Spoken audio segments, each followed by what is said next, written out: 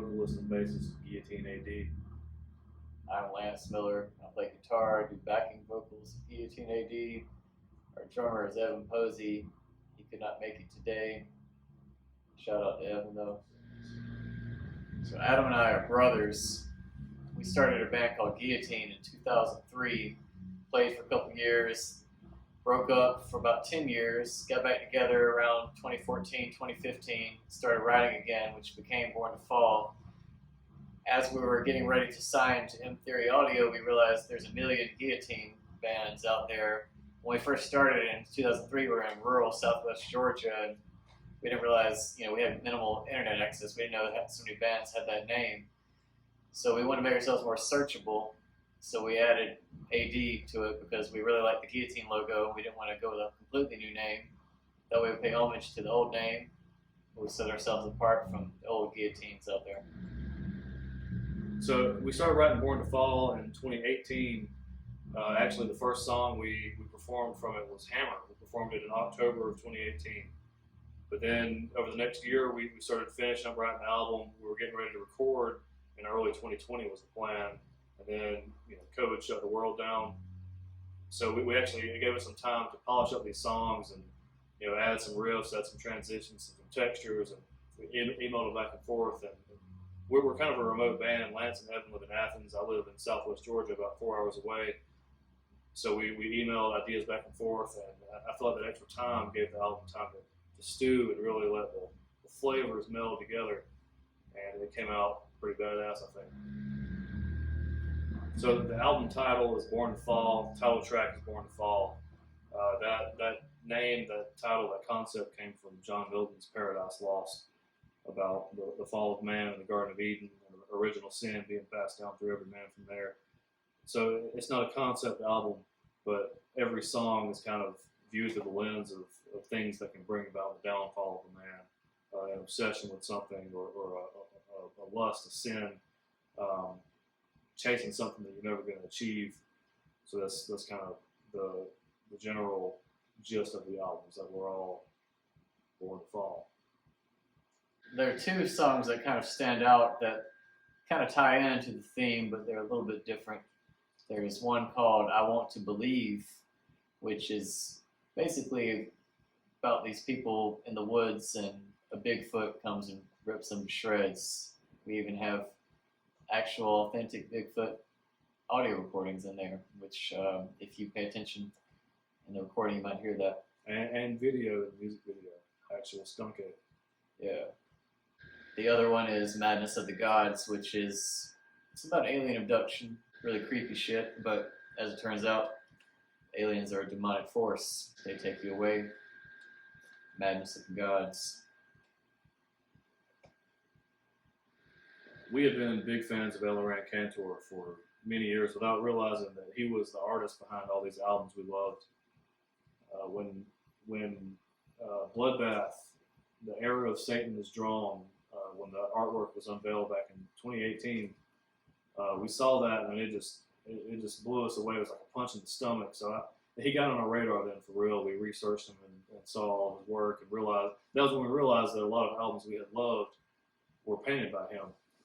And we started some correspondence back and forth. He was on board. He liked our vision. He liked what we were doing. So that's how that came together. We initially had these huge, grandiose ideas for the album cover, and then he surprised us with what he came up with, which really kind of crystallizes a lot of the concepts of the album, of just like the frustration that comes with a lot of the endeavors we have in our life. And I think it's a good thinking piece to get people's attention, to try to figure out what it means. And it means something different than everybody else. It's a great work of art, and we love the fact that we got to work with him. Matter of fact, if you look up there, see the atheist artwork. We've had that artwork for many, many years, and actually another coincidence, they recorded that album at the same studio we recorded Born to Fall and our debut album too. We sent our demo to M Theory Audio, 3 tracks from the album. They really liked what we were doing, but they wanted to hear more. So a few months later, we sent off the rest of the album to them, and within a day, had a contract. And it's been a perfect fit. I mean, it's exactly what we were looking for in a label. and I think we're a good fit for what their vision is. And I think that it's only going to grow from here. And I couldn't picture us being anywhere else right now. They've been very supportive of everything we've done, and we look forward to continuing working with them to see how far we can take this thing.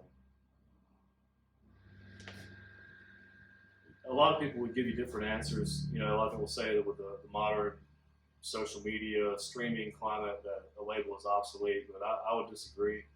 I think that having a label help you promote your music and get it out there, you know, yes, you can do it all yourself nowadays, but it's a full-time job just to get your music on all the platforms and promote it. And you know, you yourself, you don't have the connections that a label has. You don't have the staff, and it's not only the help of getting it out there and getting your name in places that you couldn't do yourself, but it's also just the stamp of legitimacy that somebody else believes in what you're doing. I think that's a badge of approval, you know, that you're doing something really cool as a band. I'd like to add to that and say that also it frees up your time as a band to do, you know, the writing, getting ready for shows, getting ready for tour, all the other things that you need to be doing as a band, which if you didn't have a label, you know, you're going to be trying to find a distributor, find someone to print your CDs, etc., which all these things that it's time consuming as it is, but adding that to everything else you have to do as a band, it's almost impossible.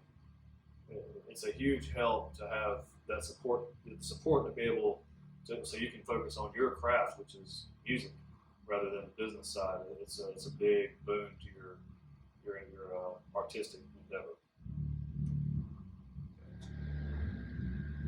So we grew up listening to hard rock from the 70s and 80s, you know, AC/DC, ZZ Top, Ted Nugent. So when you know, Pantera was big in the 90s, we'd heard about it as kids, but it wasn't until the early 2000s we were old enough to, you know, seek out music and buy our own CDs. So it was Metallica first, and then we found Pantera, Shadows Fall. The new wave of American heavy metal was happening at that time. So Lamb of God, Shadows Fall, Killswitch Engage were big bands for us. But our introduction to death metal, and this is probably going to piss off a lot of people, is fucking 6 Feet Under. You know, watching Headbangers Ball with Jamie Johnson back in the day, and you know, 6 Feet Under led us to Cannibal Corpse, and then from there it was fucking free game. We found all these old great bands, Obituary, Deicide, and we love that shit. And we got into our veins, and here we are. Yeah, you know exactly what he was saying. You know, we went in, you know, from other bands, Shadows Fall, all those bands, and then all of a sudden we discovered is it really the Headbangers Ball that introduced it? You know, MTV2 Saturday nights back in those years, and 6 Feet Under was probably the spark, like he said. That was definitely. It was so gross. It just like it spooked us. Yeah, it was shocking. Yeah, it was, but in a good way. You know, it was like watching a horror movie, but musically. We just had to get more of it. If I were to change anything about the music industry, it'd be more than one thing, but generally the same thing. Basically, predatory bookers, promoters, etc., people that are just trying to skin the bands alive, you know, taxing you on your merch sales, for example, like that's bullshit. Also, just middlemen in general. You know, there's like the streaming platforms. You know, you get a very small fraction of what they're making from the streams, and it's kind of a shame. It's really very, very difficult to make a living making music these days, and if there are some things that could change, cut some of these things out, definitely be possible again. You know, the artist is not being adequately compensated for the amount of work and the talent that goes into producing the music that people listen to, and it's just a bummer to see people who have so much promise and potential who can't continue doing it because of just the nature of the market nowadays. We've had our share of epic fails on stage. It's painful to reminisce on this. Our second show as a band, we played some shitty place in a city nearby. I'm not going to name the place. The sound guy was still coked up from the night before, still drunk from the night before, and I stood at the microphone and sound check saying check, check, check for a good 15 minutes. I blew my voice out sound checking. my amp blew during that show. I had to borrow an amp head from another band, and that was very painful to do. And shows since then we've had equipment failures, tubes going out. The input jack in my bass fucked up one time as we were playing for Crowbar in Knoxville. That was a big show, out of town show opening for a legendary band. And your bass cuts out, and it's a bad look. So I like to think of it as we're early in our career. We're getting that shit out of the way early, and it's going to be smooth sailing from here on out. So some recent music that I've really been into, Frozen Soul, the new album Glacial Domination, is fucking excellent. I mean, just it's a masterpiece. I like all their music, but the new album's been fucking great. Big fan of Saint Sugabog too. They're fucking I already brutal. say the name. Yeah, however you say it. And then movies, Terrifier. I feel like Art the Clown is gonna be like the Michael Myers of our time. It's gonna be fucking. He's gonna be a horror icon. If you really want to get terrified, watch Terrifier. I think another band that's a real treat that they exist in our time. Spirit Adrift. I mean, I think they're just getting started on having a great career with awesome output of music. Inoculation, we play with a show with them. They're fucking awesome. So a lot of good stuff going on right now. I think death metal is really strong in America right now, worldwide as well, and I think it's only going to keep growing. I think there's a lot of bands that are holding true to the roots, the original true sound, and bringing that to the modern day. And there's also plenty of bands that are pushing the boundaries of what death metal can be, and the sky's the limit with where it can go in the future. Georgia death metal is doing a great job of waving the flag with death metal, but also adding their own flavor to it. There's a few bands that come to mind right now: Pure Death, fucking Cemetery Filth, Dead Speak. There's bands that they're carrying the torch for the genre, what it is and what it's always been, but they're laying the groundwork for new horizons for where the genre can go, and it's really exciting to be part of it. My favorite death metal album of all time, The Bleeding, Cannibal Corpse. I'm a big fan of the Corpse Grinder era stuff, but something about the Chris Barnes era Cannibal Corpse is just so fucking creepy and scary and unsettling. I wasn't old enough to see them live, but just watching old videos of them live, it's just, it can't be replicated. I haven't seen a band be that heavy and that fucking weird, and The Bleeding it's the whole package to me. I'm definitely going to piss people off with this selection, but right now I'd say my favorite death metal album is 6 Feet Under, Haunted. Similar reason. I mean, it's just, I don't know, it just makes me fucking bang my head, like it's just classic. It's got groove, it's fucking dark, evil. It's got everything I really look for in metal. I love the hook, I love the pummeling.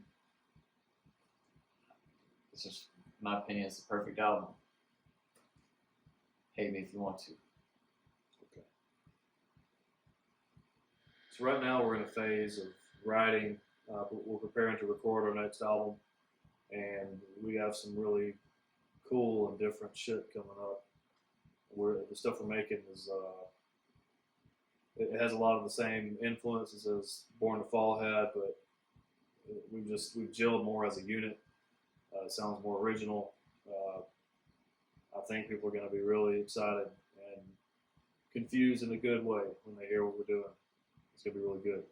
Be on the lookout for that shit. So to all your viewers out there, look us up on Instagram, Guillotine_AD, or also on Facebook. Look us up on there, Spotify, any streaming platform. And as Adam said, we're working on a new album. We've got some shows coming up regionally right now, but over the next year or two, as we're writing and releasing the new album, we will be playing in other countries. So look for us in Europe, Mexico, etc. We'll be all over the fucking world, and we will see you there.